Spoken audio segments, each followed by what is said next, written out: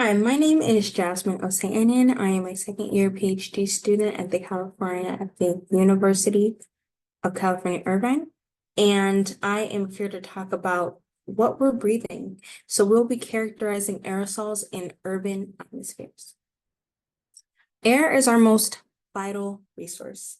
Clean air is essential for a healthy life. And in a day, we inhale an equivalent of the volume of a large swimming pool. And this makes it very important to really contemplate, what do we breathe? So an aerosol is a collection of microscopic solid or liquid particles suspended in a gas. And when these aerosols are airborne in the atmosphere, they're considered an atmospheric aerosol. And we are constantly interacting with aerosols at all times in our air. And these airborne particles can lead to detrimental health effects once inhaled, which makes them extremely important to understand. We can see that smaller particles have the ability to penetrate deeper into the lungs to contribute to more overall health effects, which is why particulate matter is typically characterized based on size. So often when looking at literature or different discussions, they're referred to PM10 or PM2.5 or PM 0.1, which all refers to their size, which refers to how deeply they can penetrate the lungs and contribute to harmful health effects. But just because a particle has a similar size to another does not mean that its source and overall impact will be the same once inhaled. Anthropogenic sources are a major source of particles, and humans have been reducing them over the past few decades.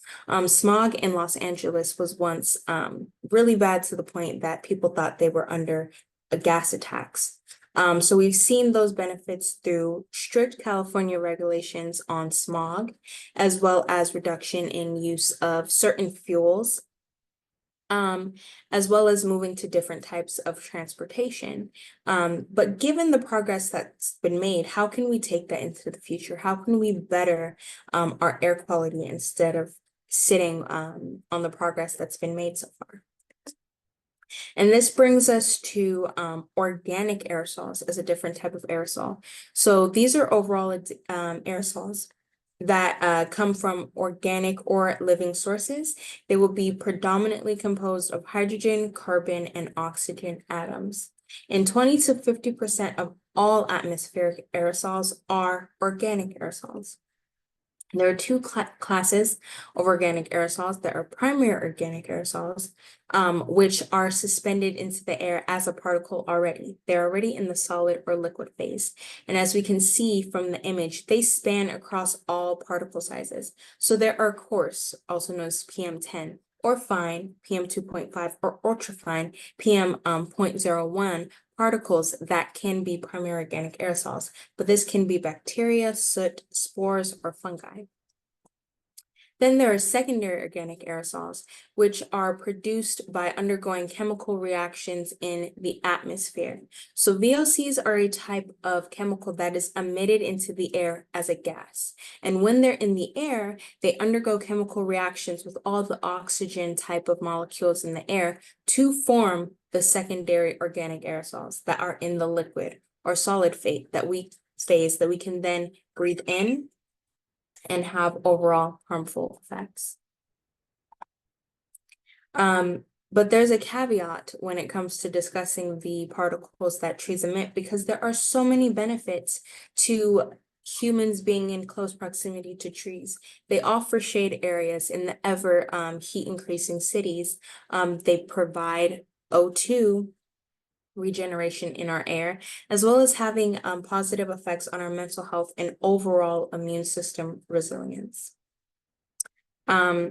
So when talking about urban air quality, we do need to consider the fact that clean air is essential to healthy life, but in urban environments, we will experience these high concentrations of aerosols due to city composition and overall layout. So we have to keep in mind our constant exposure to the atmosphere, which puts us directly at risk of our public health in relation to the overall air quality. For we must continue to breathe to function. So we must think about how to make our air quality better.